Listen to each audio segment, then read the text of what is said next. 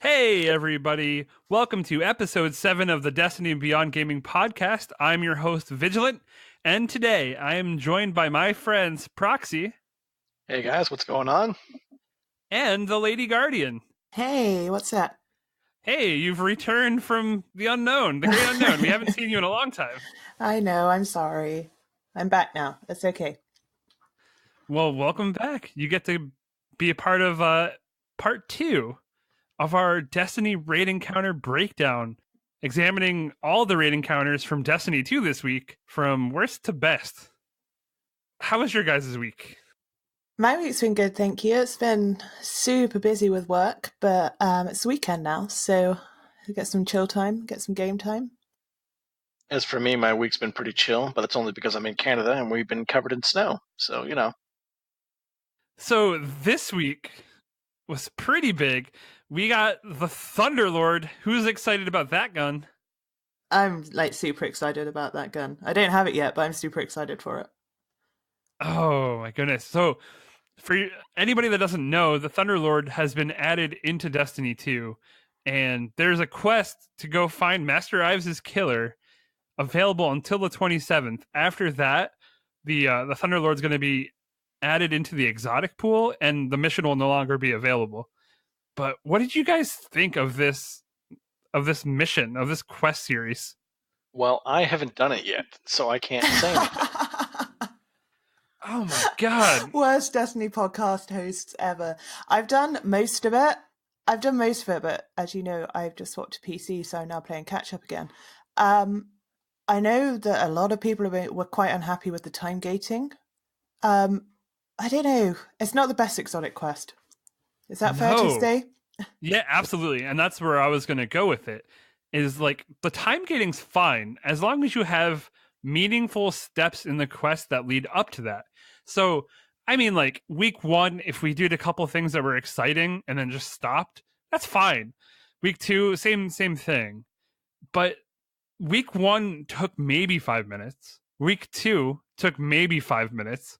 And then week 3, finally get back to the Cosmodrome, and people are going absolutely crazy about the Cosmodrome. But for me, I mean, it was nostalgic and it was cool. But at the same point in time, like we just walk over to like that first little area that we went to in D1, and this guy comes out named like Kickless, I think his name was, the murderer, you know, or the killer or whatever his name was. Like some random, like, who cares? Some yellow bar enemy. It comes over. You just kill him, and then you just get the Thunderlord. I don't know. It felt like it didn't feel like it had like the gravitas that I expected from such a mission. It's no Luna's How grind, that's for sure. Well, wasn't Whisper either. No, true. I was going to say I would complain about spoilers, that you just spoiled that whole story, but I don't even kind of regret that you did, because that's a shit story. My issue with this is kind of like twofold. My issue is that if we didn't know what we were going to be doing and what we were going to be getting, then maybe the quest line's fine. It is what it is. You get Thunderlord at the end of it. That's exciting. That would have been like a huge surprise, and people would have been beside themselves. But the thing is, like, we exist in the Destiny community, and there's people who data mine. And the data miners revealed that we're getting Thunderlord and going to the Cosmodrome before any of this quest chain started. So it ramped up expectations, right? So you're expecting like this Whisper of the Worm-esque quest, and it just didn't deliver as far as like quest quality goes. It could have been okay had we not known, but because we knew, I think the expectations were raised. What do you guys think? I have to say that I personally avoid reading stuff that is data mined because it just leads to like a massive amount of disappointment. I agree. I was going to say the exact same thing. It was basically, I mean, data mining. When you find videos or you go read articles about data that was data mined for a game, you kind of know what you're getting into. You're spoiling it for yourself. But going back to what you said, Lady, about a lot of people being upset that it was time gated, it's almost virtually impossible to play Destiny like in a group or with other people and not hear about the fact that the Thunderlord was at the end of this quest chain, because it takes 3 weeks and then it gets data mined. Like that's 3 weeks. The data's going to get out. Like you can avoid data mined information for like a week, maybe. But 3 weeks, it's impossible. It's going to get out. That's the thing. In Destiny, I think part of the beauty of the first game and, part of the specialness that is Destiny overall is when there's like a mystery involved. When there's something that we're doing that we're not quite sure what it is or what we're going to get. And when that's kind of like ruined by data miners, I don't know. I don't think they're doing a service to the community, honestly. I don't. Now, you could say that like, Destiny needed hype going into Forsaken, and maybe the data miner served a purpose there to get people excited about the game. But at this point, I don't know about it. I don't know about how much I actually enjoy information being thrown out there. You know what? Honestly, I don't. Because this mission, aside from that, is still lackluster, but I don't feel as bad about it because I'm not waiting every week for this epic quest. It would have just been something that would have been cool. Like, oh, someone got murdered. I guess I have to go do this thing. Like it's fine without the data miners. I don't know. That said, the quality of this mission was very lacking. I agree with you. But I think a lot of that had to do with, I think that we weren't supposed to know that it was coming. And I think that would have been very differently interpreted. My understanding from the reading I did was that before we had Festival of the Lost, I thought this quest was coming in Festival of the Lost. And I feel that if it had been included in that, perhaps we wouldn't be having this conversation if it had been a part of the Festival of the Lost. Because all the preamble about that was talking about finding a murderer. And I probably didn't read it properly. But my interpretation from the headlines I saw was, cool, Festival of the Lost coming, it's going to have a murder mystery element to it. And yeah, maybe just releasing it a couple of weeks earlier so it was part of that, it would have been part of that experience rather than lackluster on its own. It wasn't really a good murder mystery. It was just kind of like, because out of the 3 parts for that quest, the first 2 parts, I completed them without even trying. I didn't even know what happened. Yeah, I did it by accident. Yeah, exactly. So I'm like, oh, that's a good mystery. It's such a mystery, you don't even know what's happening. Yeah, there's no mystery. You're not solving anything. You're just killing some dude at the end of a linear path, right? Which again is not how it was sold to us. Right. It was sold to us like it was going to be like a Whisper of the Worm type quest, and it just wasn't. So I think our feedback on that then to Bungie is great weapon, really poor delivery. Exactly. Thunderlord could not be more awesome. You make a good point, though. If it's in Festival of the Lost, then the festival just seems more full and like it is giving more rewarding things. And then like having a lackluster quest tagged onto that is fine because it's just it's just the Festival of the Lost, It's just like an extra event. But I think this was just way too hyped up. Yeah, but hyped up. We did it to ourselves. Actually, the community did it to itself. So it's still a 3 out of 10 quest regardless of what you do, even if it's not hyped up, you know what I mean? Yeah. So what do you guys think about Iron Banner this week? This is the last Iron Banner of the season. Do you know what? I don't play Iron Banner. I am so sick to death of Control. I don't Iron Banner, I'm afraid. I absolutely love the Iron Banner control mode. I think that's great fun. It's probably my favorite Crucible mode, yeah. But in terms of Iron Banner this week, I didn't play it at all because I already have all the Iron Banner weapons and armor, so there's not really any point. And all my characters are 600, right? Just thinking about that, they got to do something about that. Like the game's got to be rewarding to keep playing. I find like Iron Banner the first week, or like the first time you have it, the second time you have it, it's all good.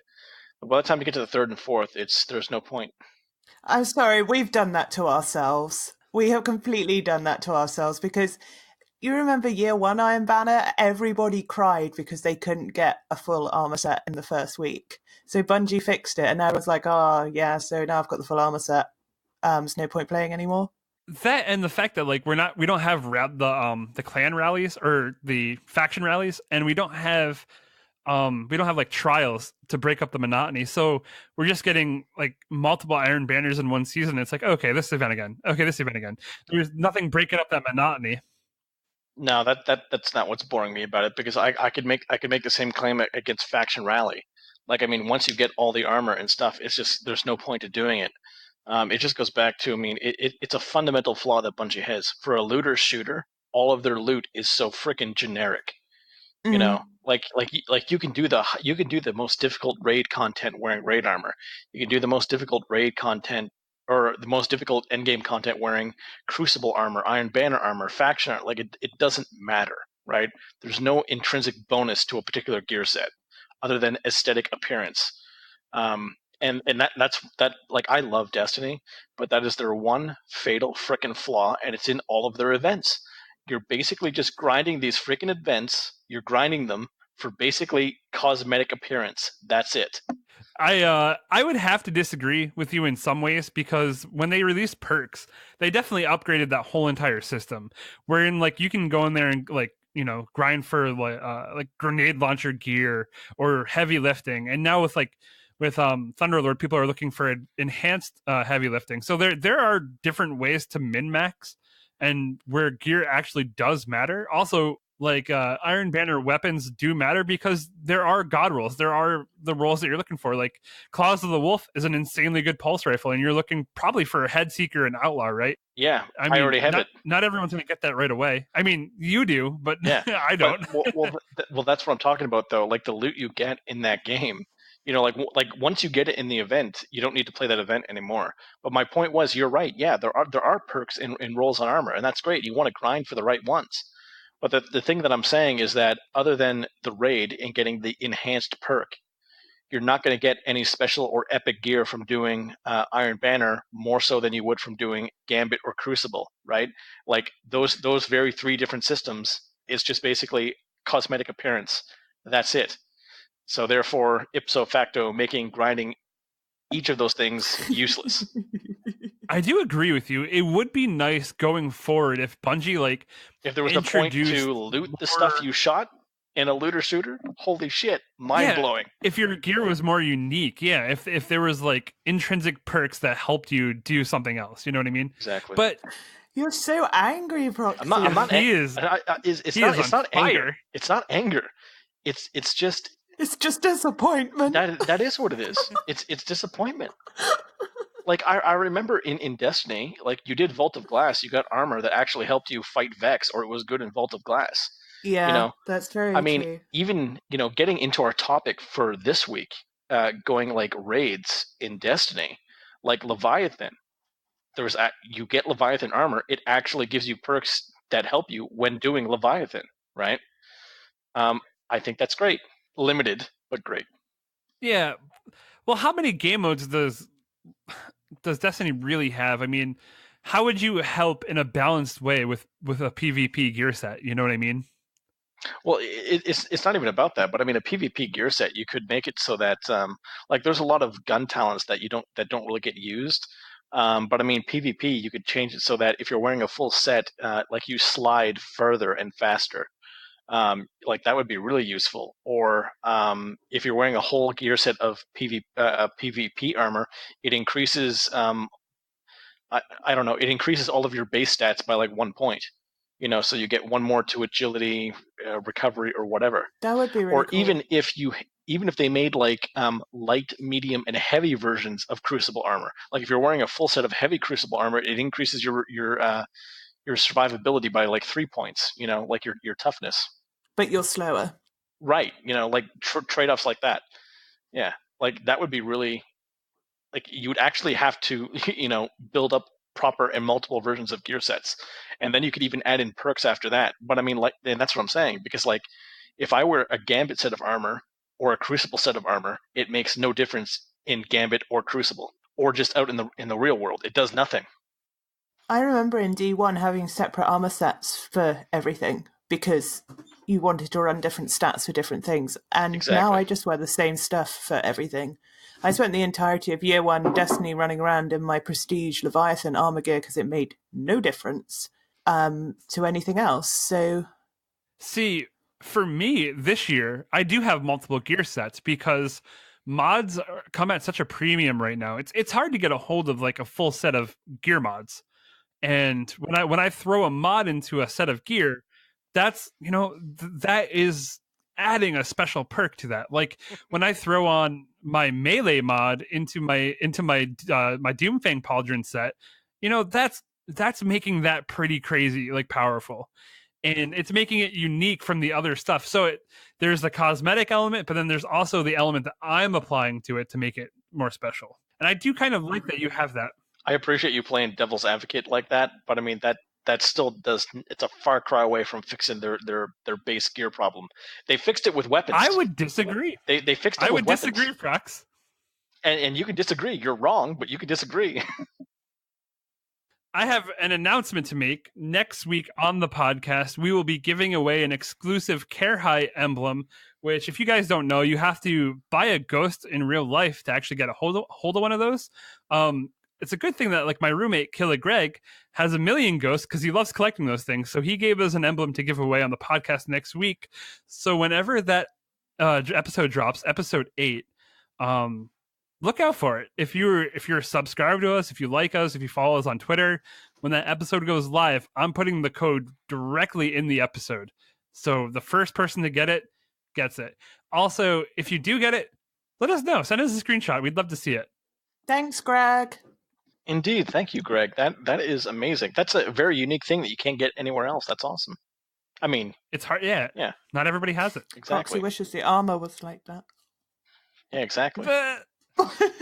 whoa, lady, let's not fan the flames here. Let's just take a breath. So, with all that said, let's go ahead and jump into this week's TWAB. Now, this week's TWAB, it wasn't that big. Honestly, the biggest thing that they announced this week is that they're announcing an announcement in 2 weeks. Yeah. Because they're saying that not this week and not next week, because the holidays are kicking off next week. But the week after, they're going to be announcing a lot more to do with the Black Armory. Which makes sense, because it comes out the week after that. That's super late for them. I normally have to hide for like a month before they drop DLC so that I don't know what I'm about to play.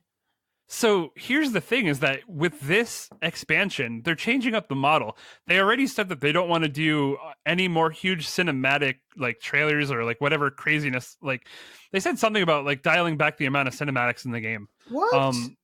Yeah, they don't want to do as many cinematics, and they don't want to like be hyping these up as big DLCs anymore. What they are now is they're seasonal changes that add a lot more content to the game. So this is going to be a different expansion than we've been used to. More content is more content, as far as I'm, Do you think this has something to do with the massive flop that Osiris was? Because they tried to hype that so hard, and it kind of didn't fly. And I'd say the same with Warmind as well, to be honest. When I read that, the thing I thought is that each big cinematic DLC focused on one of the main like guardians at the top, one of the main vanguards, right? So to me, it makes sense that they're not making more thematic giant, cutscenes and whatnot, because I mean, like they covered all the main people really, So now it's just more about like enriching what they have created, I suppose. I'm pretty upset by the reduction in cinematics and stuff there, because Bungie does that so well, and that is what makes my gaming experience. That storytelling they do through that. Yes and no. I think the bread and butter of the Destiny story is now and has always been in like the grimoire type stuff in the lore segment now. You know what I mean? Like it's all read. You have to read the best parts of the lore. It's never shown. Like the storyline as shown through the cinematics has always been very minimal. But it adds something really special to your gameplay experience. I have a question for you, Vigilant, regarding what you said about the cutback in cinematics. Did they clarify if they mean, like, I guess, movie cinematics, or like, for example, in Forsaken when, we're going through the story or a mission and Cade, gonna miss Cade, but when Cade was, talking to us, for example, like we had to clear out some hive and he was pushing buttons in the control room, because I mean, I kind of counted those somewhat as cinematics, right? No, I would imagine that that's what they're probably trying to go for more. Is that kind of gameplay? Right, more that and less giant cinematics like Osiris fighting off Vex for no reason, right? And then like throwing Sagira through a hole. Yeah, exactly. I'd be fine with that. Because like as long as they had more of the other one, because the other one makes it feel more like you're in the game. That is a really good addition that they've made. I really like that player interaction with the NPCs.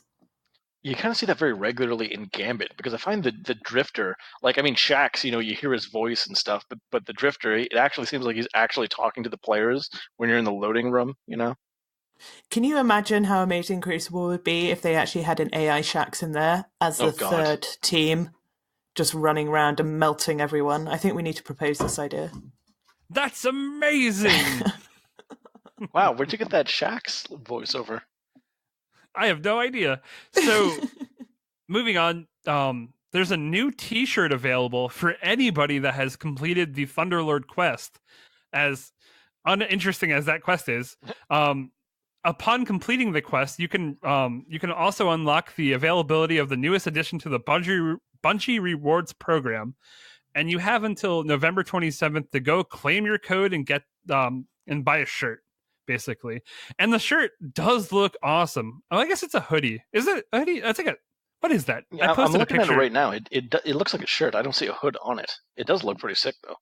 For anyone that hasn't seen the image, it's like a black and blue image of like the Grim Reaper like on a steed that's rearing back with a lightning bolt in his hand and the Thunderlord in the other. It's pretty badass. Looks like he gunned down the Greek god Zeus and took his thunderbolt. It looks like he drinks a lot of Monster energy drink. You know what I mean? God, yes. The Lost Cryptarch quest, like I said before, it's going to be available until the 27th. So even if you haven't participated in the week-by-week time gating, you can just do the whole thing at one point right now. So just go ahead and do that. Get yourself the Thunderlord, guaranteed, because it will be just thrown into the exotic pool afterwards. And we all know how never get it. Yeah, and we all know how hard it is to fish a specific exotic out of that pool. Like what exotic? Oh, Shards of Galanor? Oh, the Shards of Galanor. I have those. Intentionally set you up for that. From a blocker. I know. A prime engram that turned into an exotic. Yes, in Gambit. Nice. Also, in the TWAB, some pretty big changes coming to Gambit in Season 5. So, like we mentioned last week, Bungie did a ride-along, and you guys can watch this stream right on Twitch. They did a ride-along, or not a really ride-along, it was a bounty on Xbox where people could, play against them randomly if they were lucky enough. Bungie had a lot of the designers from Gambit on talking about stuff that's going to be coming down the pipes and some of their design decisions. But there are changes coming to Season 5 that are pretty cool. So going forward, Gambit bounties, the Infamy Rank Points award for all bounties have been doubled. Numerous daily challenges and weeklies have had their objectives retuned to take less time and be easier to complete. So I don't know how I feel about that. They're getting kind of pushed towards the more casual. But, I mean, Gambit's fun, so I think it makes sense to have them reward more points because giving you 15 Infamy isn't that great. Yeah. No. So I certainly agree with that, and I think you're right about that because Ed or Vigilant, my bad. I was going to say you're definitely right, Vigilant, about like the Gambit weeklies. I never found them that hard to complete, so it bothers me that they would be making it so easy. So easy. We don't know how bad they're going to nerf them. Are you meaning the daily missions, like the quickfire ones that you just whiz through every day? Yeah, exactly. Yeah, those are all right. But the weeklies, I like that they took a while.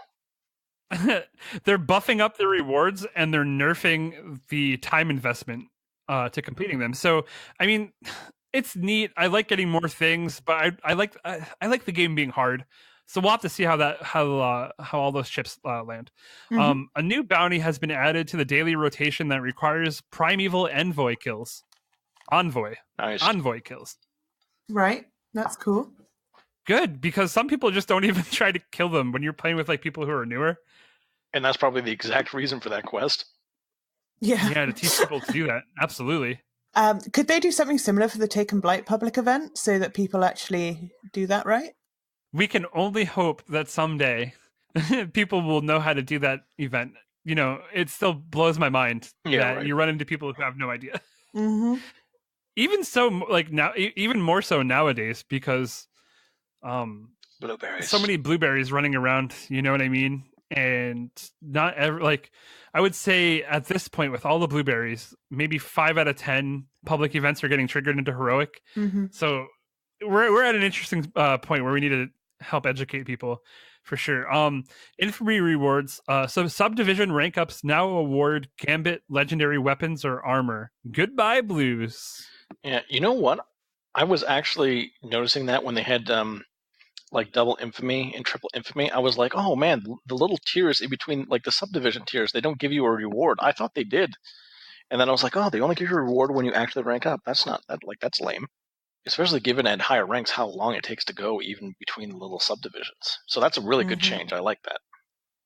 So one of the biggest changes coming to Gambit, teams that summon their Primeval second can only ever receive one catch-up stack of Primeval Slayer. Previously, the trailing team would receive multiple stacks depending on how far behind they were. For instance, if the leading team had 7 stacks of Primeval Slayer, when trailing teams summoned, they would receive 4 stacks.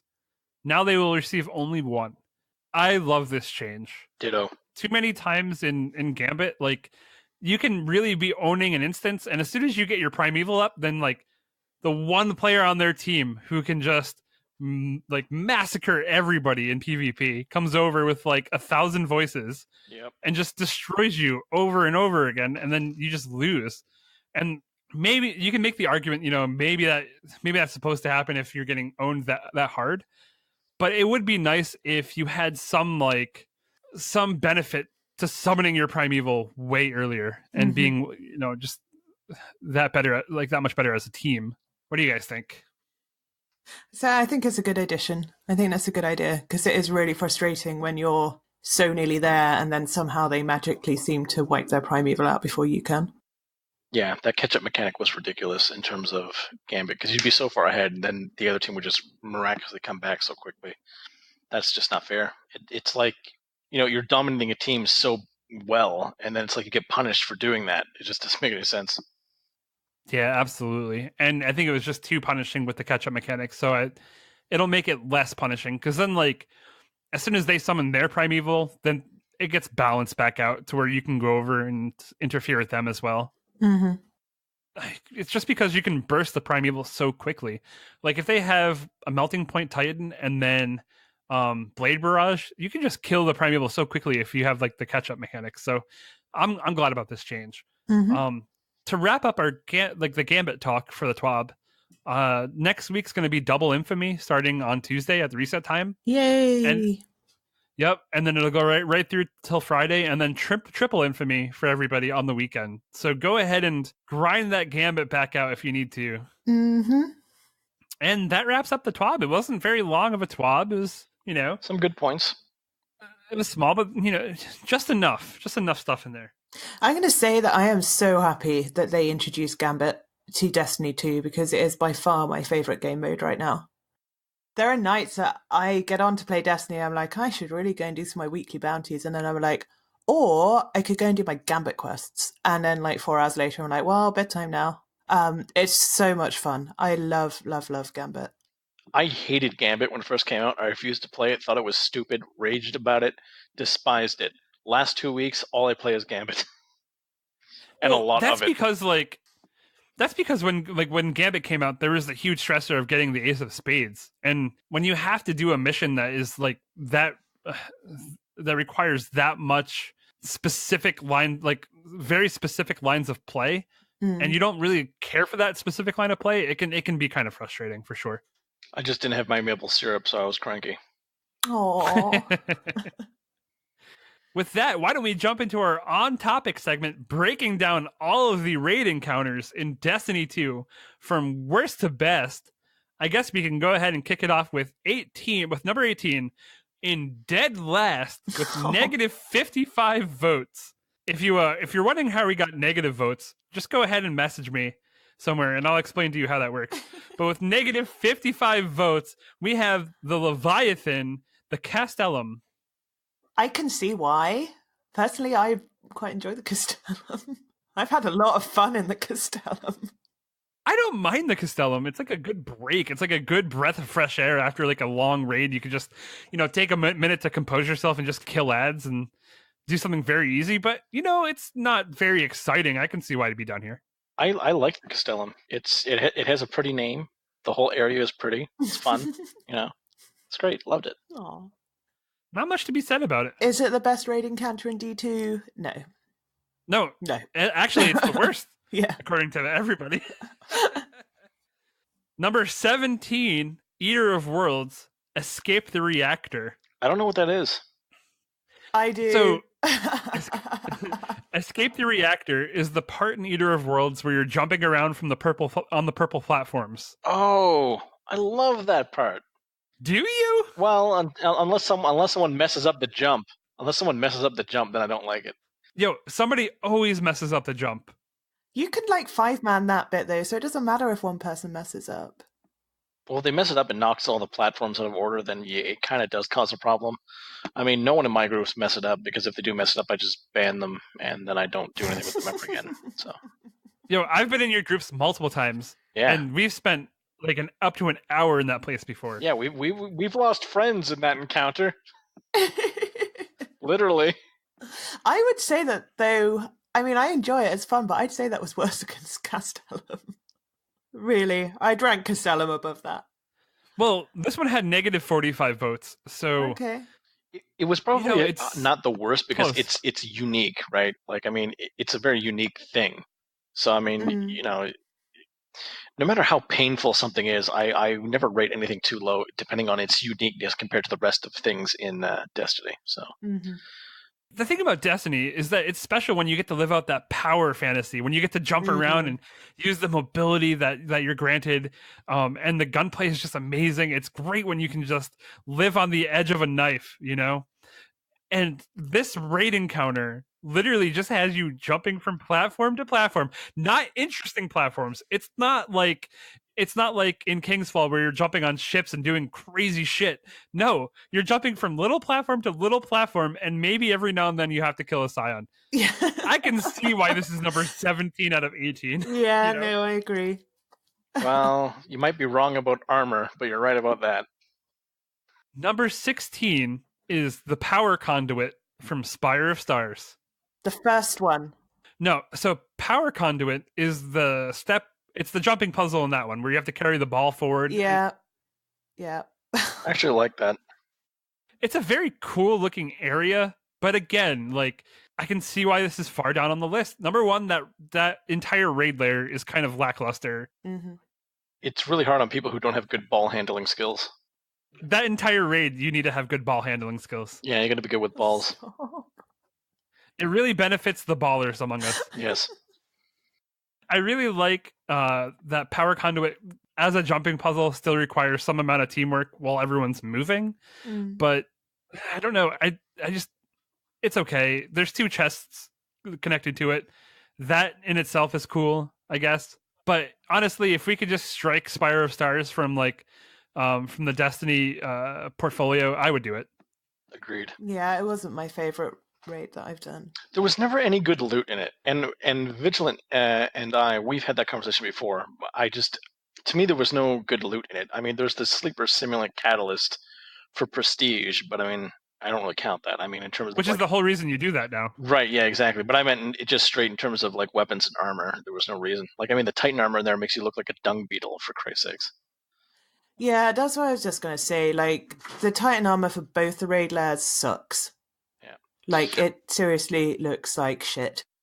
You know, the Titan armor for Eater of Worlds and Spire of Stars is appropriate. You end up looking like a dung beetle, and I mean, all they do is push around shit all day, which is what doing those 2 encounters is like. So, it's like pushing a big ball of shit up a hill. Proxy. So, number 15, Spire of Stars, Celestial Observatory. I was never able to beat that, so... You could never beat the Celestial Observatory? No. So, the thing about this encounter is it teaches you how to do Valcor, right? You're getting used to the whole entire, like, superior retainer buff, I guess? Debuff, whatever that is. You're jumping around, you're looking at the ships, you're getting sucked into the air, you know what I mean? Like, it's interesting, it's neat, but it still is pretty terrible. Like, I definitely get why this is number 15. It was quite a unique encounter, though. We'd not had anything where you had to go somewhere else and translate that information back to the environment that you actually complete it in. I think they tried to be really clever with it, and I think the idea is really good. I'm quite surprised it's this far down the list, in all honesty, because it's a pretty. I enjoyed that. I thought that was fun. That required a lot of teamwork. I think that final room looks awesome, and the fact that like the enemy ships are outside and you have to blow them up is pretty cool. But it requires an amount of teamwork that is just a little bit beyond what I want to do mechanically in a raid, if that makes sense. It's good if you've got a team that you run with a lot. It's not a like LFG team thing, I don't think. Yeah, it's very, very hard for LFG. And I think you just kind of hit the nail on the head, is that a lot of times in raids, we're as Destiny players, we're going to be LFGing, and this raid is not very easy to LFG at all. It's very mechanically heavy. Now, getting into the first encounter that actually has a positive vote, we have, with 5 votes, Spire of Stars at 14 with Statue Garden, the very opening encounter in Spire of Stars. That one's fun. Actually, do you know what? I think I actually quite like Spire of Stars, thinking about it more now. What? Really? As we sit here and like go through all the separate like raid encounters, I'm like, yeah, that was really cool and different. I really like that. I don't know. It was a really team heavy raid, and when I ran Spire of Stars, I was with a team that I'd run a lot. We'd done all the raids we'd done on World's First Night. We were a raid team that ran together all the time, and I really, really enjoyed it. Teamwork is like awesome. I love having great teamwork, especially like having it required. But when one person can die and wipe an entire encounter, it can create very toxic moments where if you have someone who's died like twice, like, they're on the verge of getting kicked out of a raid group in an LFG. Like, no one wants to deal with someone who just can't handle themselves. And this raid just requires too much like coordination between random people, I think.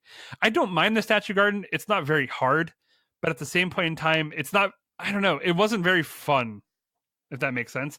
Like, when we get higher up on the list, we're going to hit these encounters that I just love and have a really good time with. Spire of Stars is not that for me.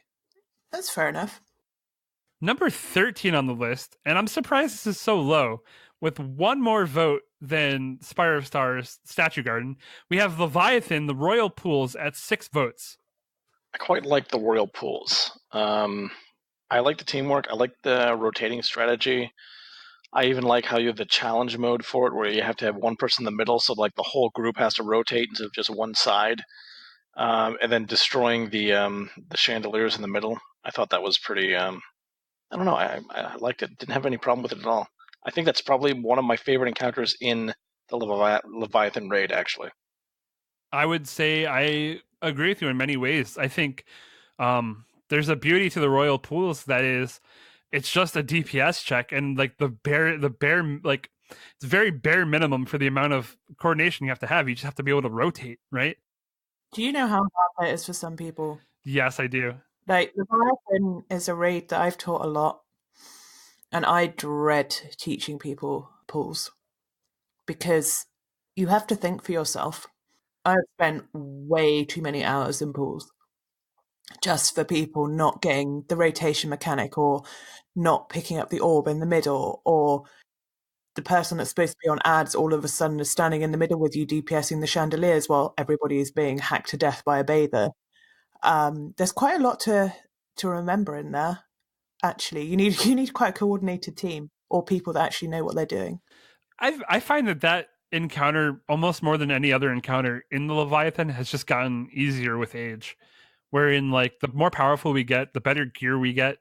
Like, that encounter has just kind of turned into a breeze for me. But I do get what you're saying. Like, you can just be hacked to pieces by bathers in the middle.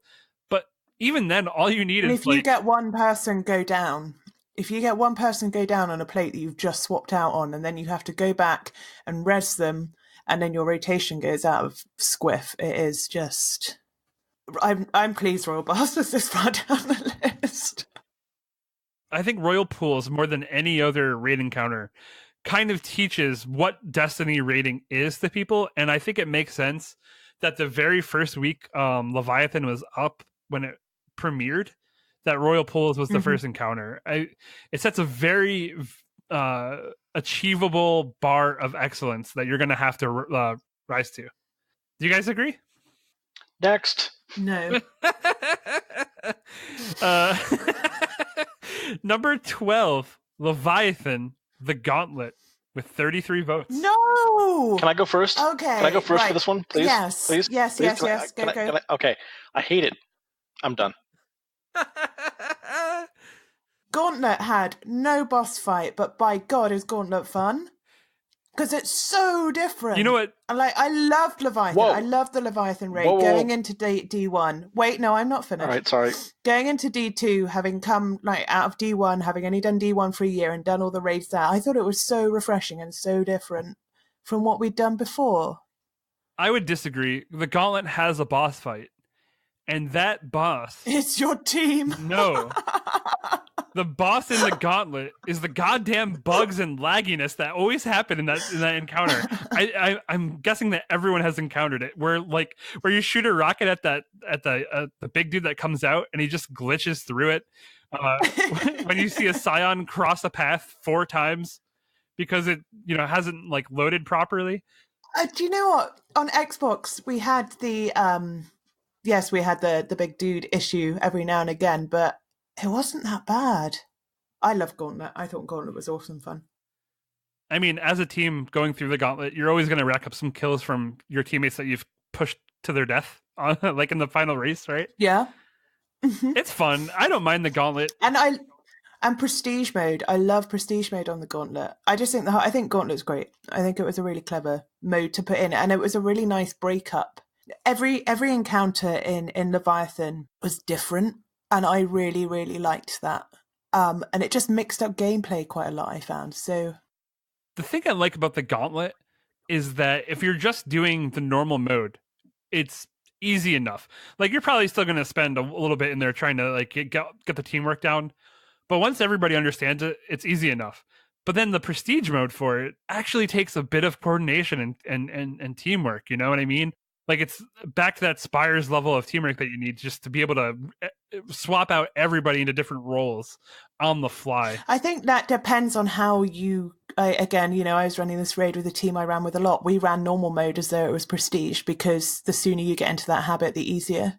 So I think it depends how you learn. But I can see what you're saying. It is different because some people run the one person on each plate and you shoot your arrow and you punch your scion and then you diagonally shoot the next arrow.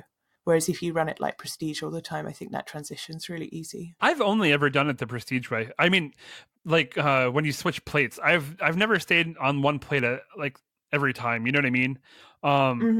That said, I didn't always do the rotating roll part, but I always did the traveling around in a circle maneuver. Proxy, you were going to say something. Yeah, I mean, I was a little outraged, but it was only because, we have a list of 18, right? And Leviathan Gauntlet should not even be on the list. It should just be destroyed and sent to hell where it belongs. So that encounter, going through the full 3 set, takes forever. That's my only issue with that encounter is that going through all 3 Gauntlet runs takes a long time. And if someone screws up on the 3rd one, it's going to take another half an hour to get back to that same point. I mean, they'd have to really screw up on the last one because you don't even need both players to finish each round. You only need to bank 6 motes. I've been playing too much Gambit. Wait, motes? What are you talking about? The orbs on the end. If your runner dies, it doesn't matter. You've only got to get 6 orbs to the middle. Right. So if someone fucks up on the last round, you can still finish it. Yeah, actually, we used to have 2 people. When we first started doing this encounter, we used to have 2 people just kill themselves instantly. They would get the buff and then they would just jump off, just so they wouldn't push people.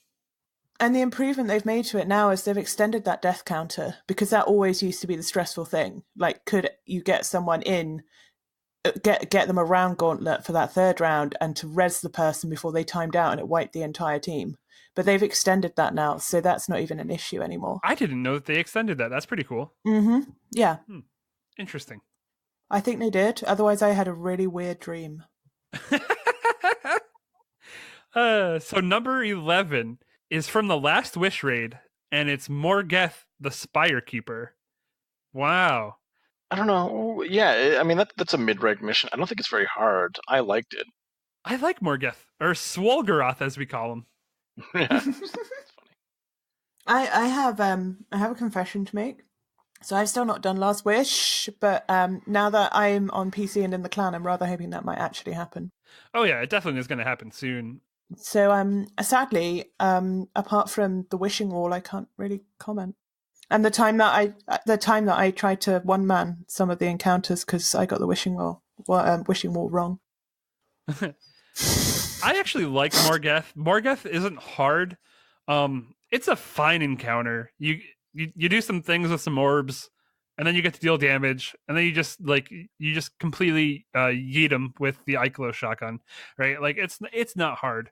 It's a fine encounter. It makes sense that it's middle of the pack. It's not standing out, but it's not absolutely terrible either. Mm-hmm.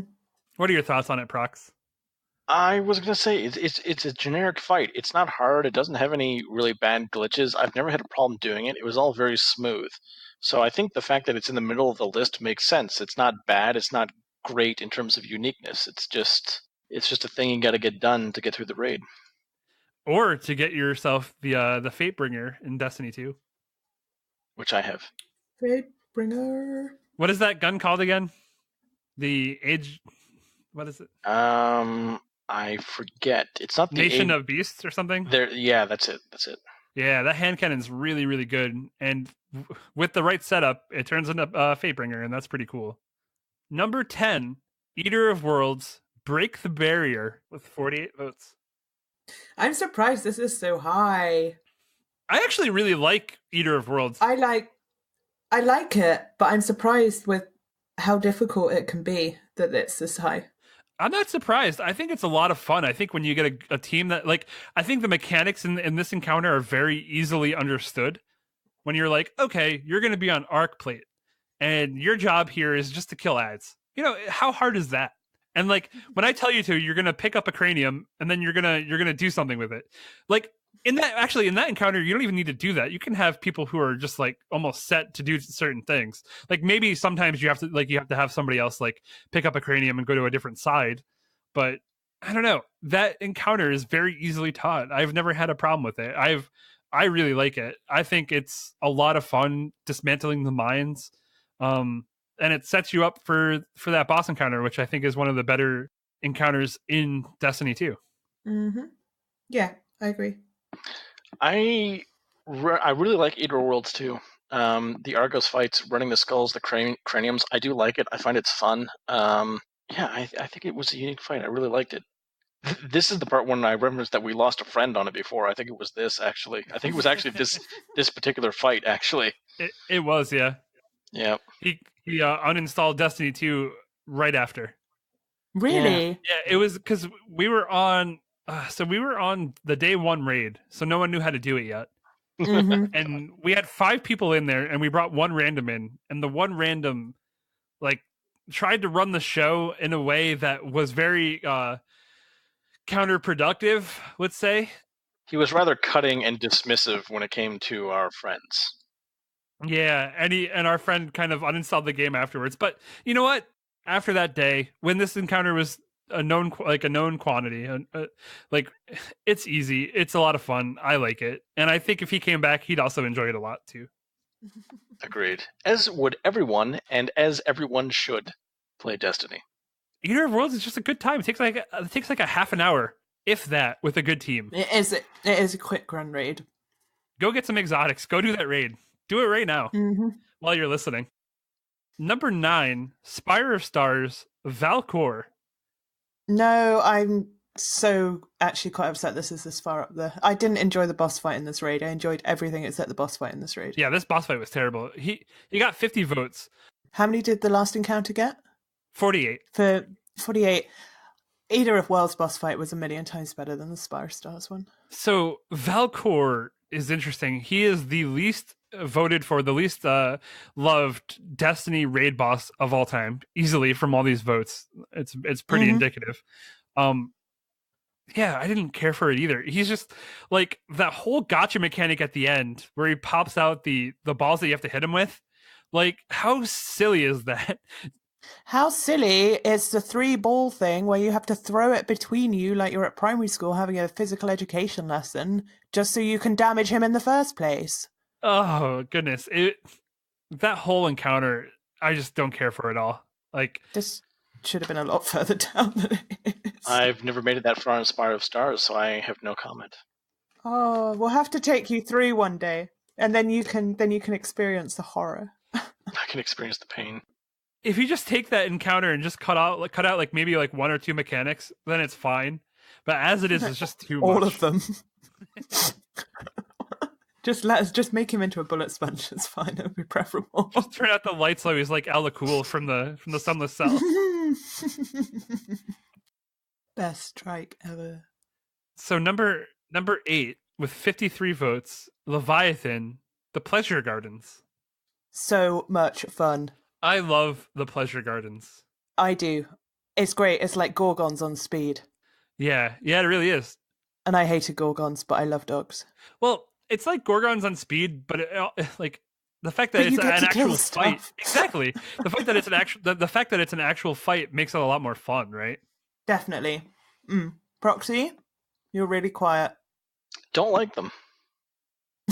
I knew that was coming. You don't like the doggos? No, I don't like the doggos. It's every time. Yeah, I know. Every time I don't like something, I'm quiet. I know, I've noticed. I will say that the more I do this, the more I like it. Initially, when I first did them, I really didn't care for them at all. It was honestly an encounter that gave me a lot of anxiety because going into it first, everybody heard about the Pleasure Gardens. Well, like when you were doing Leviathan, like, oh, you better be able to do dogs. Like dogs is really hard. It's the hardest part of the raid. And going into it, it was nerve-wracking. Like, it's very disorienting when you get in there because everything's under a purple haze. Navigating around in there and learning that map is probably the most important thing you're going to do, but it's made incredibly difficult. So until you have a grasp on that room, you're not going to be able to perform well in there. And it just takes time. And that time isn't something that everybody always wants to afford you. I think that any encounter that you can one phase using just pulse grenades is a winner. Yeah, absolutely. I love that. Mm-hmm. I don't mind it as long as I get to run Crystal. I don't mind, but I am absolutely horrible when it comes to leading people around. Yeah, I don't mind leading people through there. It's fun. It's a good time. I enjoy it. I also don't mind wiping there. Like you just said, Lady, you can do that in one phase. So it doesn't matter if you really die, you just redo it, right? I think that encounter would be made infinitely better with raid banners. So you could start over with max ammo, so you didn't have to do an ammo run. Oh, yeah. Oh, God, yes. It's the same with Baths, though, because Baths is actually quite fun if you one-phase it. So anything that's one-phasing is fun. But yeah, I love dogs. I think dogs is great. Swords and pulse grenades. You're away. That's all Guardians want. Swords and pulse grenades. That's all Guardians need. Number 7, with 77 votes, we have The Last Wish, Callie the Corrupted. God, I can't believe that's that high. No. Yes, I love, dude. Callie, honestly, is probably one of my more favorite encounters in the D2 raid. Oh, wait, Callie. No, Callie's all right. Callie can hang out at 7. Yeah, Callie. Callie's cool. You hate Shirochi so much that when you hear the Corrupted, what is on the list. Don't look too far ahead. So Callie, I love this encounter. I love this encounter. Like even day 1, minute 1, when you're in that raid, it's easy enough to puzzle out. But like that fight is just a good time. Even the challenge mode is just a good time. You get everybody in there. You get everyone on a plate. Everyone kills their knight that shows up, and then you just go in the middle and just lay down damage on Callie, and then everyone jumps in their door. It's like just a good time. It's like a very easy flowing raid encounter where everything just makes sense. Yeah, I agree. It's a good raid encounter. I like it. It's very I mean, I find the only thing that ever gave me trouble in that encounter was getting turned around from where your where your number is. I mean, if you do it a strategy where you use numbers, but I tend to get turned around in that room. Not anymore, but when it first came out. I think the easiest way to orient yourself is just to take note of where the back is, because the back is always discernible from the middle. Like, it has a different background than any of the other sides. So if you can just remember, hey, that's the back, I can always orient myself. That's the left, that's the right. You know what I mean? That's kind of how I figured out how to do it, like, at least in my own mental process. Otherwise, you know what? I enjoy Cali because, like, you're not limited. There's no damage stops in Cali. Like, if you can just destroy her, go for it. You can just put down as much damage on her as you want, and you can kill her in like one phase. And there's like another like fun way to handle that room wherein you don't even have to go to the middle.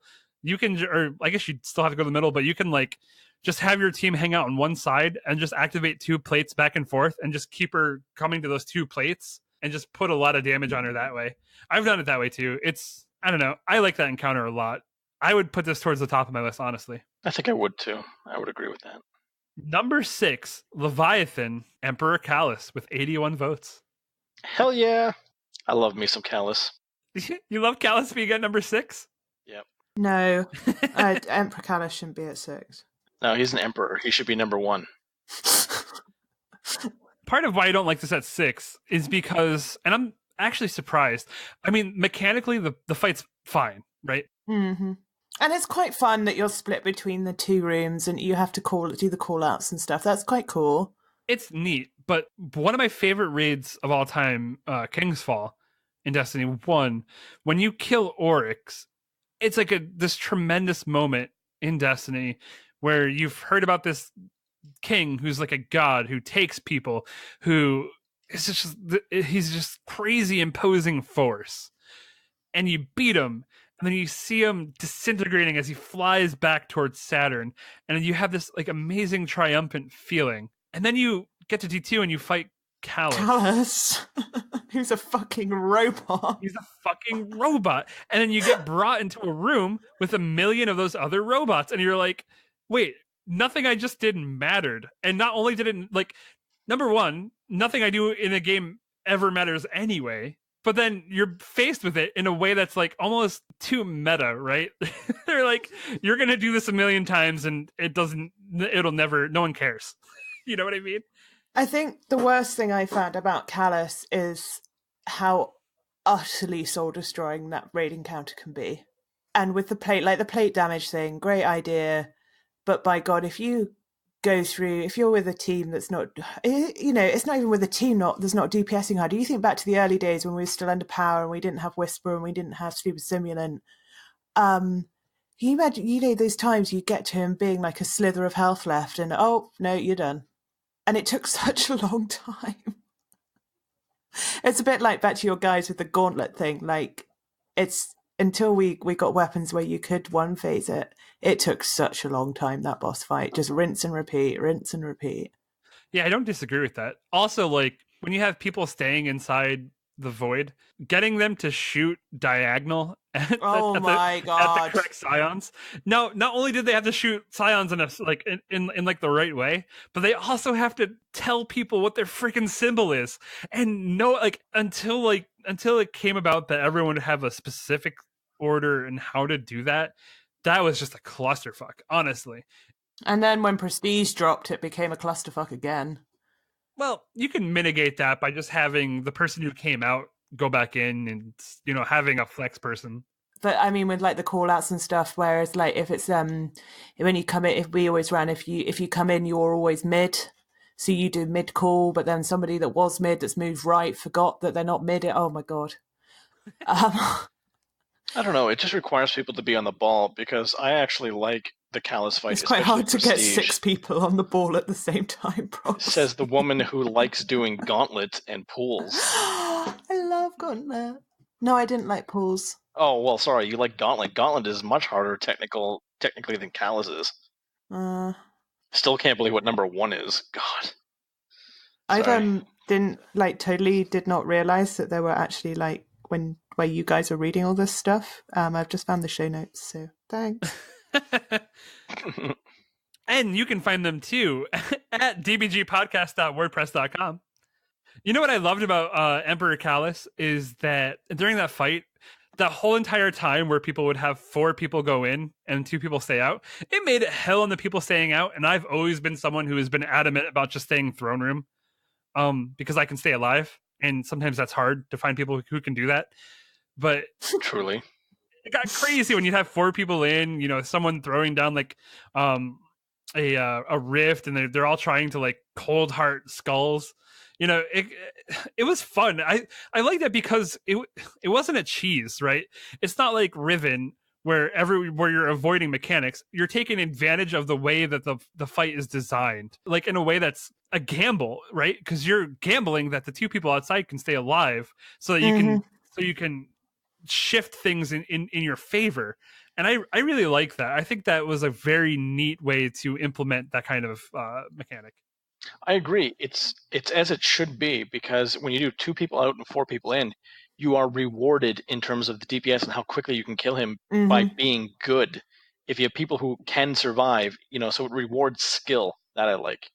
I am so pleased that they fixed the glitch on that raid as quickly as they did.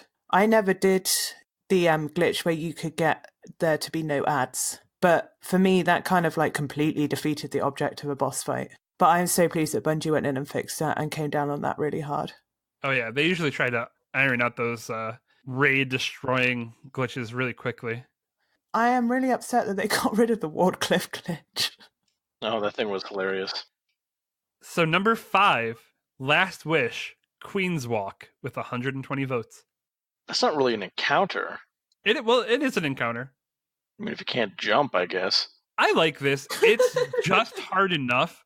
It can be frustrating if you have a group that just can't put all the pieces together. But when everything flows in this encounter, it's a lot of fun. You're running, people are counting off their timer. You're throwing supers, you're throwing rockets, you're shooting, you're doing whatever. Everyone's moving together. And it's the adrenaline in that encounter is just always at 100 out of 100. You know what I mean? It's crazy. Like, I enjoy it for what it is. That's fair. It's enjoyable for what it is. That's true. As long as you have a group that like know the route, because that's always annoying when you get someone who like picks up the ball and they don't know Stop the route. They start running the wrong way, and you're like, no, it's not right. It's left. Where are you going? Shut up. Shut up. That is going to be me. That is so going to be me. That already is me. Damn it. It's an interesting encounter because then like you get teleported inside and you have to kill just like a bunch of ads and make sure you're picking up the orbs at the right time.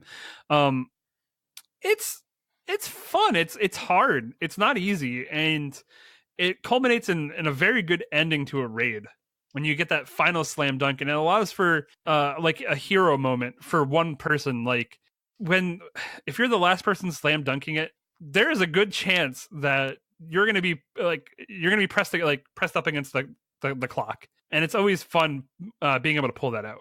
That's true. I don't know where I'm going when I do that. God. No, you never do. Number 4. Shut up. Number 4, Last Wish, The Vault, with 181 votes. I love The Vault. The Vault is a lot of fun for 3 people, but it's a good time. Yeah, The Vault is a good time. It's a good time for me. People in there have a good time. We all have a good time together. It's great. I really like The Vault. The Vault feels like the Gauntlet in a way, where if the Gauntlet was actually designed in a decent fashion. Yeah, I was gonna say it's like the Gauntlet if the Gauntlet was fun and didn't make you want to die. Shut up, Proxy. You just need to go and get good. It requires like a bit of puzzling. It requires like the perfect amount of like DPS, like tower defense, right? And when you're protecting the plates from the knights, it's a good time. It's fine. I don't know about our viewers, but I love a good puzzling. I enjoy that. It feels very rewarding when that comes together, because inevitably when you get into a new group, it's going to be hard for a few minutes. You're probably not going to one shot it. I mean, maybe, but when everything comes together in the vault and everything clicks, it's very rewarding, I think. And Lady, you can't say anything about it. You haven't done the Last Wish yet. I know. So I've got one more to talk about, and then I'm just going to go. So you can't go. So number 3, Eater of Worlds, Argos, with 190 votes. Of all the year 1 D2 raids, I think Argos was the best fight. Like, head and shoulders above all the others. Only he doesn't have shoulders. I think nowadays he kind of feels like a glorified strike boss with how easy he can be in the right groups, but he still is a good time. And he was challenging, like when he was out and like you didn't have like the overpowered crazy weapons. He was very challenging, and I like that encounter for what it is. Prestige mode, I think, has brought that back when they have the set weapon rolls. I did that the first week it came out, and I think it was like sidearm, submachine gun, and grenade launcher. That was fun. Boy. It was hard. I wasn't sidearm and submachine gun, but it was something similar to that. But that was fun because it brought that challenge back, like when we first did it, when we were underpowered. I like that fight. Well, I don't know if Argos was head and shoulders, but he was certainly above knees and toes, that's for sure. He didn't have knees or toes. Or shoulders. Hey, we don't know that. I guess we don't know that. It's like penguins, right? Argos is like a penguin. Penguin, they have feet, and you don't see knees, but they do have knees if you x-ray them. We just needed to x-ray Argos. We'd find his knees. You can't even see his feet. He has little Proxy. Vex feet. That's what those little taily things are at the bottom. I thought he had like one tail. Well, whatever. What kind of bathing suit do you think he wears? I have another comment to bring up on the same thing. Actually, this is like going off on a tangent, but I'm going to bring it up.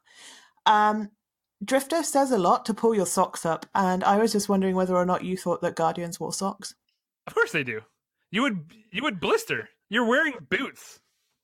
All my Guardians are exos, so it doesn't matter. So Argos number 3 makes sense. He's amazing. I love that fight. I love that whole entire raid was a good time. Once you get past the jumping puzzle in the beginning. Number 2, Last Wish, Riven of 1,000 Voices, with 191 votes, beating out Argos by 1 vote. That's super close, actually. I'm quite impressed by that.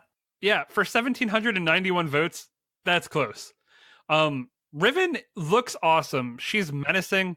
She's very cool looking. If you do the raid the way it's intended, it's actually pretty challenging, but a good time. I've only ever done it the correct way one time, the very first time. Otherwise, I've just cheesed the hell out of it.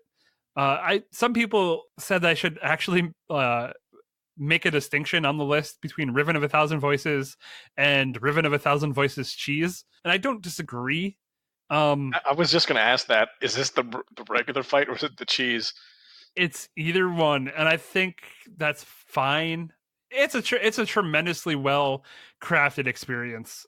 I really like when you have to fight her, when you have to shoot those pimples off, when you have to run around and figure out all the symbols like on the staircases. I like it. It's a good time. Is it my absolute favorite encounter in Destiny 2? No, but I think it's pretty good. What do you think, Prox? I've only ever done it, to be fair, I've only ever done it legit twice. I think it's a solid encounter. I don't know if they're going to nerf the cheese. They were supposed to a while back. I don't know if I think they should, because I don't think they should nerf it. No, I take it back. I don't think they should remove it. I think they could nerf it. Like, maybe you could still damage Riven like a lot, just not kill them in one shot, right? Honestly, I think the community has done well enough to self-police that encounter, wherein the people who want to do that legit are going to find a group to do it legit. The people that want to cheese, they can cheese and just go see if they can roll a chest for the 1,000 Voices. You know, it allows you to get out of that encounter kind of what you want to put into it. If you want the great raid encounter, the great boss fight, it's there, absolutely. But if you just want to play the RNG slot machine, you know, that's also possible. So, you know what, I kind of like it. I kind of like how it is. They probably don't need to change that. I agree. Number 1, Last Wish, Shirochi the Corrupted, with 212 votes. Now, Proxy, this is your most hated encounter in all of Destiny 2. You've been very vocal about this for weeks. Yep. Everybody loves this encounter. I love this encounter. Your mind must be blown right now. No, you want to know why everyone likes this? Because everyone who plays Destiny is an idiot. That's why. Everyone watching the podcast, you're dumb. No. No, you're not dumb, people. And I have to clarify that because Vigilant is just going to edit that out. He might even edit it out anyway. But no, I'm joking. We're all nice. But I don't like it because I am a huge fan of immersiveness when it comes to games, and I find that the DPS checks on Sorochi, I notice them so much. I find it game breaking in what little immersiveness Destiny has, and I don't mean that in an insult, because I mean a game like Destiny can only, I mean you can't make it extremely immersive. It's just not possible. But I find the DPS checks on Sorochi just an untenable affront. Like they're so apparent to me that it bothers me. And that's really my issue. Number one, no one's watching this because it's a podcast. Number two, listening. Number two, the damage breaks kind of make sense for me in a way because Shirochi is like a Techian. She has magical power, right? So her guard drops just enough when you do the crystal maneuver to allow you a little bit of time to damage her, and then she's able to kind of collect herself and put her barrier back up, and then she moves. So for me, it makes sense within the lore that that happens. See, I agree with that, but just let me add in my little amend. It's because her health, it like the shield automatically comes up after a certain amount of damage, right? If they just gave her more health, so that like you could maybe you could like super damage her a lot, right? It's just that the fact that her health goes down by a specific amount every time. I find that game breaking. More of like a timed, right? More of a time thing, and then so like instead of her health going down like 33% every time, or 25%, whatever it was, like maybe you could get 18% or like 36% or even like 41%. Like just if the chunks of health weren't so regulated in terms of her barrier coming up every time, it wouldn't bother me as much. So it was more like very Callus, where he had the function to put the shield back up, but it wasn't necessarily. Yeah, that wasn't done by damage. That was done by plates, which kind of made sense gameplay wise. I haven't done it, but I'm here. I agree with what you're saying here. It's like when you do any the Shrieker strike, and if you put too much damage on her, she just teleports around, and that's a really frustrating mechanic in a game. Right, exactly. Why can't I just kill you? Like if I put that much damage on you, just let me finish this. Right. So like for Sorochi, instead of like giving her just like obviously give her enough health so she can't be one phased. That's fine. And I know it's a really nitpicky thing to complain about, and I truly don't know why it bothers me. I don't like things when it comes to games. I don't like things that break immersiveness. I like it because it forces you to do the whole entire encounter. And I think if you could just destroy her in one or two plates, missing out on the puzzle phase, on how much coordination and like how adrenaline pumping that is, I think you would lose out on how special that encounter is. And here's the thing, I'm not saying that you should be able to DPS her enough that you can avoid the puzzle phase, right? That's not what I'm saying. And for me, if they changed it so you could damage her more or even less, whatnot. For me, it's not even a necessary fix. I would just consider it like a quality of life thing. Just for me personally, because I find it breaks immersiveness. I'm not saying that. Like I understand why they had to do it so that you would make people go through all the phases. I get that. Right, to me, it's just irritating to me. It's because like every time I notice it, I'm like, oh, okay, we're at the DPS, we're at the damage check, So it just takes me out of it every time I see it happen. Mm-hmm. Because you want to live that power fantasy. Mm-hmm. Exactly. And overall, I think I love the Last Wish raid in general. It's probably one of my more favorite raids in all of Destiny because every encounter is different, and each of them allow you to live out a certain aspect of Destiny, or each of them are designed in a way to allow you to do different things. Like Shirochi tests your teamwork. Kali tests your teamwork with a lot, like your ability to put out like sustained damage. Whereas like Shirochi is like more like burst damage and also puzzle solving. I don't know. Every encounter is just very unique. And overall, I think this encounter really exemplifies just the top tier of raid encounter development that Bungie has put out. It's the whole thing is a race. It's a lot of fun. As soon as that door opens, it's on. Like you're fighting ads, you're throwing supers, you're moving as fast as possible. 3 people are gonna jump up on those plates, take down her shield. You're gonna do damage, and then you're gonna keep on doing that. And at no point does that let up. The entire time, like you go straight from DPS, burst damage on the boss to puzzle solving, and then you're right back at it. You get a second to like reload as you're jumping in unison, and then and it doesn't stop. It's a lot of fun. I think you'll like it more the more we do it, honestly. Maybe. I wouldn't bet on it. That wraps up our on topic segment and wraps up the very end of our raid breakdown. Thank you guys for listening to that. I hope you guys have had fun with those.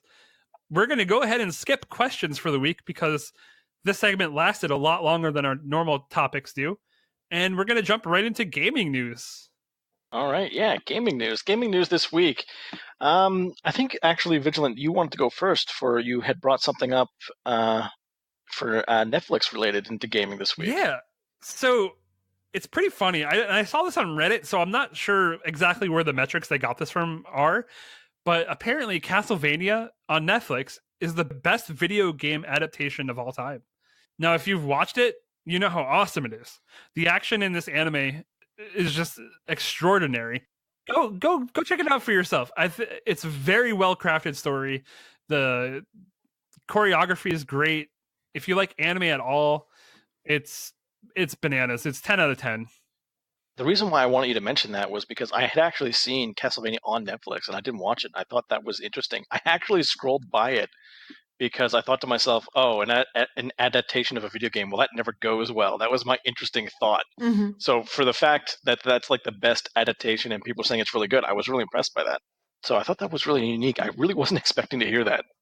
Yeah, it's not long at all either. It's very easy to binge that.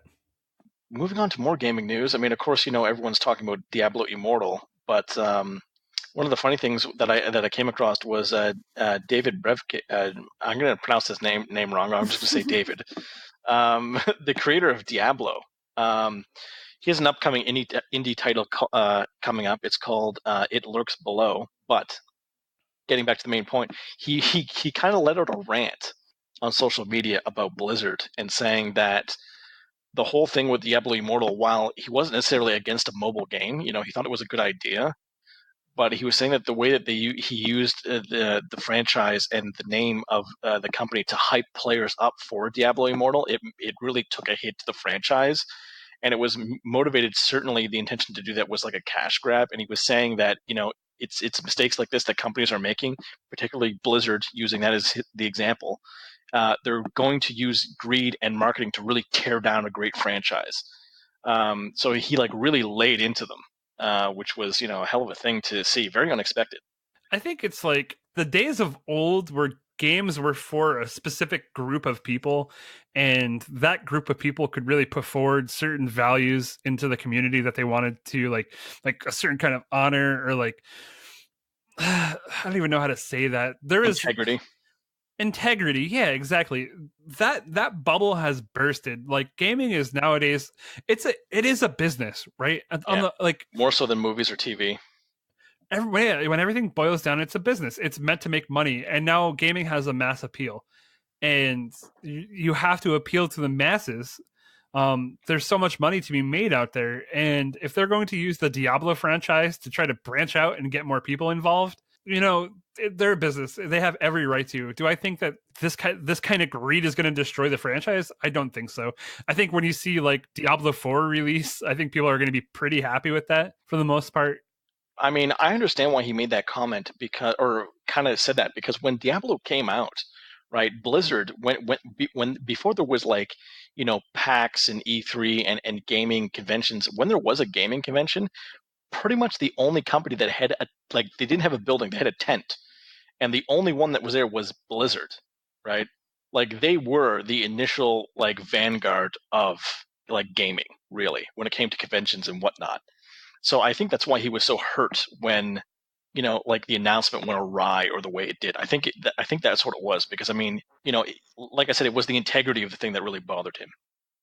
Lady, I think this week you had a game that you wanted to bring up. I do have a game I want to bring up, and I think I probably bored Vigilant with this earlier in the week. I was at a convention myself on Saturday and discovered a game called Scavengers, which is being developed by a team of guys who previously worked on the Halo series. And it's looking like, I mean, this game's due to come out next year. There is not a lot about it yet, but it's the concept art and some of the trailer footage that they've released is looking really, really super awesome. And what it is an open world cooperative survival game, I guess, but first person shooter, PvE, PvP all mixed in together. I just think it's still quite early days on what they're releasing, but it's looking pretty awesome. I'm going to have to keep an eye on that. That sounds good to me. I found them on Twitter. They've only got 3,000 followers at the moment. It's a game called Scavengers, and it is being built by a studio called Midwinter Entertainment, and team members were previously involved in Halo. Midwinter, they must live in Canada. You linked me to that, and it looks really interesting. It looks kind of like it's very inspired by Destiny. Mm-hmm. Well, Halo. In a way. Well, Destiny specifically, because they have like little drones that follow you around with flashlights on them, just like ghosts. So when I saw that, I was like, oh, they're trying to be Destiny. And there is the bit of concept art that looks just like Riven's voice. But it looks cool. It looks different. But not if you're different. Slightly nerdier, true.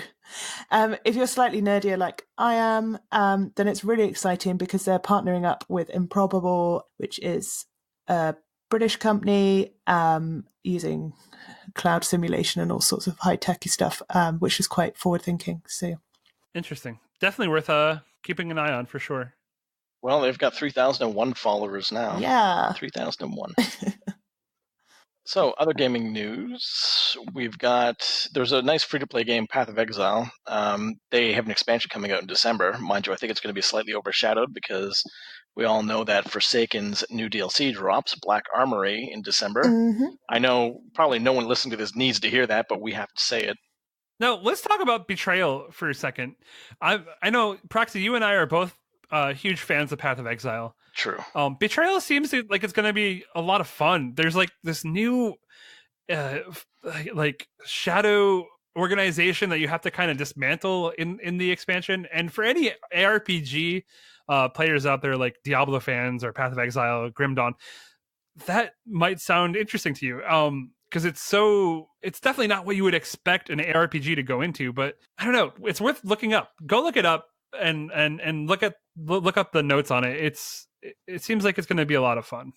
Yeah, one of the reasons why I keep keeping an eye on one of the reasons why I keep an eye on Path of Exile is because for a free-to-play game, they keep updating it regularly. They add a lot of depths and new mechanics to it. Like, they keep expanding the end game, and it has really good lore. I mean, it's one slight weakness is probably just character animations, but I don't even think that's a big gripe. But I mean, if they ever release a Path of Exile 2, I truly believe it's just going to absolutely dominate that entire genre. The game is in such a good position and has such a good following. Like, you never hear anything negative about Path of Exile. Not anymore. No, that's true. Yeah. Not for a long time. But does that wrap up our game news segment? Well, the only one other little thing that we have, and this would be the last, or two little things. One is short. Apparently, the hype for Cyberpunk 2077 is immensely high, even far beyond The Witcher 3, and that's a hell of a thing to say, being that won Game of the Year in 2015, and everyone could only think about that without losing their minds. Other than that, the last bit was Anthem. They released on their Twitch stream. They showed the in-depth customization system for all of the Javelin suits, purely just the cosmetic version, not when it comes to skills. And they were literally going over it, and they said it's probably best rather to watch the video showing it on their Twitch account rather than try to explain it, because it's so in depth, it looks overwhelming and confusing. For example, just on the armor alone, there's 6 layers of customization. Wow. Purely on the armor, and you can uniquely customize each arm, leg, chest, and head. It's incredibly in depth, rather significant, far more than what anyone anticipated, anyway. Now we can waste even more time designing characters than we all already do. Yes, I waste a lot of time designing characters. It's the best. I think that's it for our gaming segment. That wraps up the episode too. That was a pretty fun episode, looking at all those raid encounters. And you know what? I'm pretty excited for where gaming is going. I'm very excited for Path of Exile. Very excited for other games that you've talked about. That Scavengers game looks awesome. But that does it for us for the week. I guess we can go ahead and sign off. All right, we'll be signing off. It was a pleasure. I do, have my sympathies for the community and their misguided love of Sorochi. That's all right.